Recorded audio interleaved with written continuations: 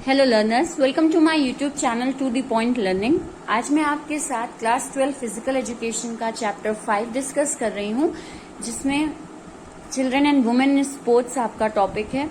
और इससे रिलेटेड आज जो हम नेक्स्ट पॉइंट की बात करेंगे वो है आपका पोस्चरल डिफॉर्मिटी। ये चैप्टर 5 से है और टर्म 1 का टॉपिक है, so it will be in MCQ form. ये आपके पेपर में एमसीक्यू फॉर्म में आएगा। उससे रिलेटेड टॉपिक आज स्टार्ट करते हैं। इससे पहले मैंने इसी चैप्टर के बाकी सारे टॉपिक कवर किए हैं, जैसे मोटर डेवलपमेंट क्या होता है, टाइप्स उसके क्या होते हैं, कौन कौन से फैक्टर इफेक्ट करते हैं मोटर डेवलपमेंट को, एंड वेरियस स्टेजेस जो होती हैं एक बच्चे के डेवलपमेंट में, वो सारे पॉइंट्स मैंने डिस्कस किए हैं। तो अगर आपने वो वीडियोज नहीं देखे हैं तो इसी चैप्टर से रिलेटेड वो वीडियोज आप मेरे फिजिकल एजुकेशन क्लास 12 की प्लेलिस्ट में देख सकते हैं। तो आज जो टॉपिक हम स्टार्ट करने जा रहे हैं वो है पोस्चरल डिफॉर्मिटी, यानी कि कौन कौन से ऐसे पोस्चरल यानी पोजीशन वाइज या आप ऐसा पोस्चर बनाते हैं जिसकी वजह से कोई डिफॉर्मिटी हो सकती है, किसी तरह की दिक्कत हो सकती है। तो उन टाइप्स ऑफ डिफॉर्मिटी के बारे में आज हम यहाँ पे पढ़ेंगे। तो सबसे पहले देख लेते हैं कि कितने टाइप्स की होती है। तो बेसिकली 5 टाइप्स की आपकी पोस्चरल डिफॉर्मिटी होती है। पहला होता है स्पाइनल कर्वेचर।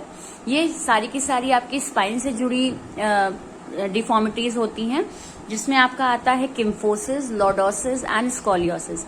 ये 3 टाइप की आपकी स्पाइनल कर्वेचर की डिफॉर्मिटीज होती हैं और ये बैकबोन में ही अकर करती है, क्योंकि स्पाइनल कॉर्ड इसका मेन है।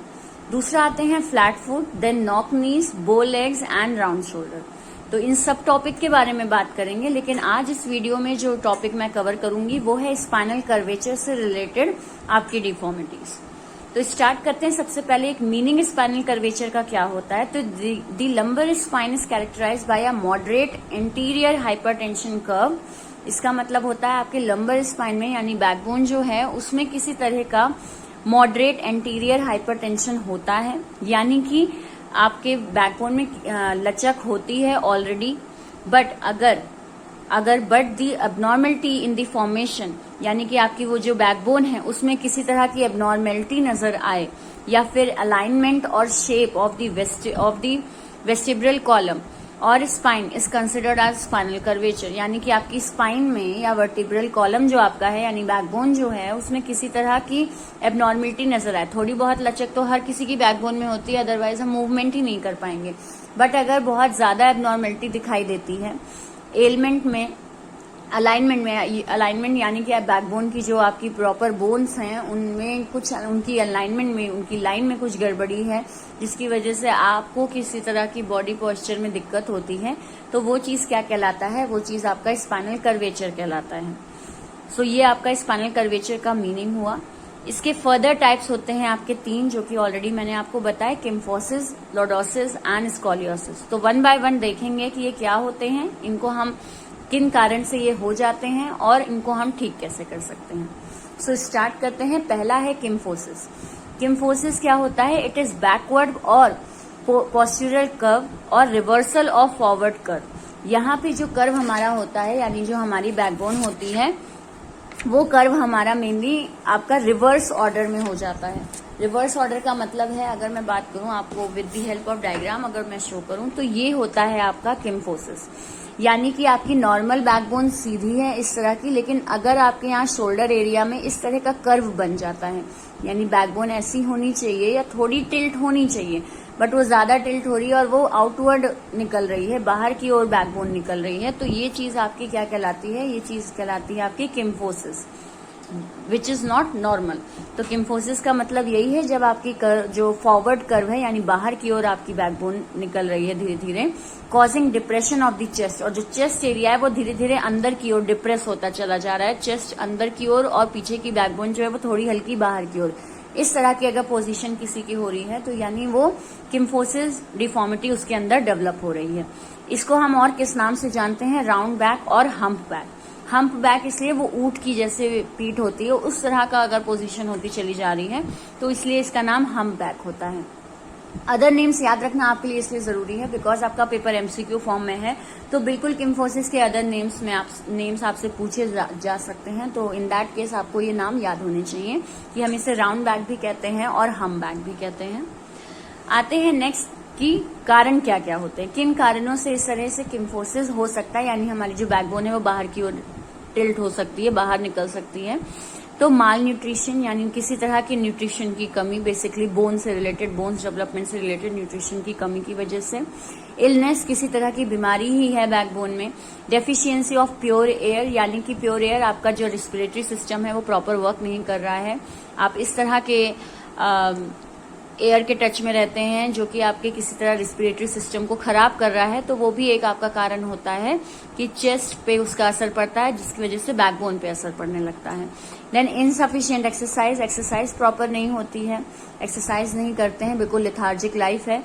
रिकेट्स, यानी कि आपको रिकेट्स से रिलेटेड संबंधित कोई परेशानी है, बोन से रिलेटेड कोई दिक्कत है। Carrying heavy loads, poorly shape furniture, week muscles, ageing, spinal injury. Ageing का मतलब होता है कि जो एज का एक फैक्टर आ जाता है जिसकी वजह से बैकबोन थोड़ी टिल्ट होना शुरू हो जाती है। अर्थराइटिस, बोन से रिलेटेड बीमारी।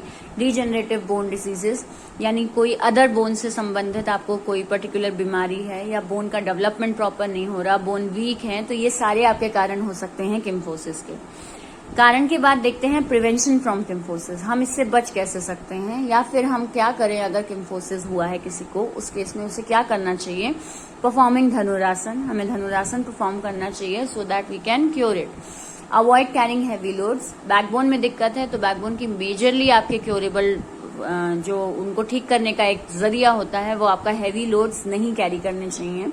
आपके स्पाइनल कर्वेचर डिफॉर्मिटी से रिलेटेड कोई भी दिक्कत है तो हैवी लोड्स कैरी नहीं करने चाहिए। ये पॉइंट जो है आपका, ये तीनों ही यानी लॉर्डोसिस, किम्फोसिस और स्कोलियोसिस, तीनों में ये पॉइंट आप लिख सकते हैं, ये पॉइंट तीनों में कॉमन होता है। सो सेकेंड वाले पे आते हैं। दूसरा आपका टाइप होता है लॉर्डोसिस। लॉर्डोसिस क्या होता है? Excessive inward curvature. अब जस्ट अपोजिट होता है आपका किम्फोसिस का। किम्फोसिस में क्या होता है, आपकी जो बैकबोन है वो बाहर की ओर निकल रही है, लेकिन लॉर्डोसिस में क्या होता है, आपकी वही बैकबोन अंदर की ओर टिल्ट होती चली जा रही है। नीचे के एरिया में आपकी जो बैकबोन है वो अंदर की ओर टिल्ट होती चली जा रही है, इनवर्ड हमें कर्वेचर दिखाई देता है, तो वो चीज आपकी लॉर्डोसिस है। Of spine resulting in a forward curve in the lumbar region, और ये दिक्कत आपकी कहाँ होती है? लंबर रीजन, यानी कि कमर के एरिया में आपको दिक्कत होती है। फिगर से आपको एक्सप्लेन करते हैं। ये this is lordosis.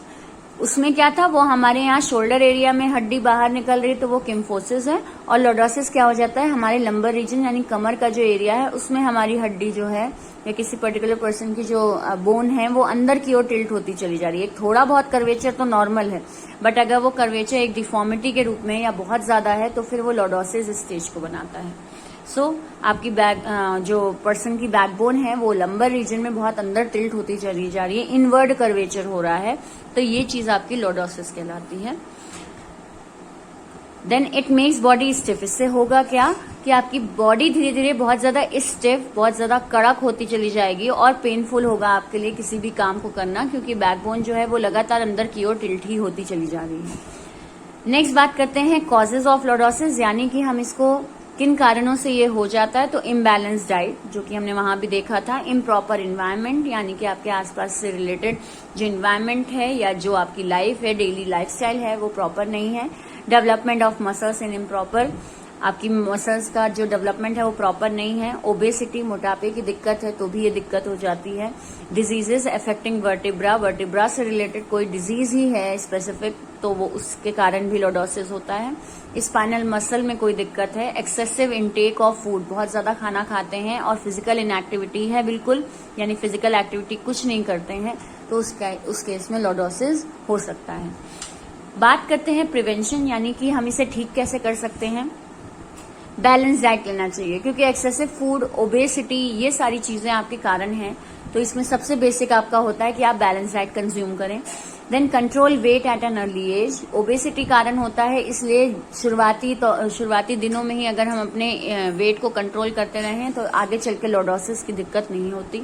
If carrying heavy weight one should align his body in straight position, बहुत जरूरी होता है कि अगर लॉर्डोसिस है और हम अगर वेट कैरी करते हैं हैवी वेट अपने बैक पे कैरी करते हैं, तो उस केस में हमारे चलने का तरीका बिगड़ना नहीं चाहिए, हमें स्ट्रेट पोजीशन में ही चलना चाहिए। जैसे अक्सर हम देखते हैं कि हम कोई वेट अगर एक कंधे पे लिए हुए हैं, वो कंधा हमारा नीचे झुका रहता है, तो इस टाइप की बहुत लंबे समय तक इस टाइप की एक्टिविटी आपके लॉर्डोसिस का कारण बन सकती है। तो वही चीज हमें अवॉइड करनी चाहिए कि अगर हम हैवी लोड लिए भी हैं तो हम एक अलाइन वे में चलें, एक सही तरीके से स्ट्रेट होकर चलें।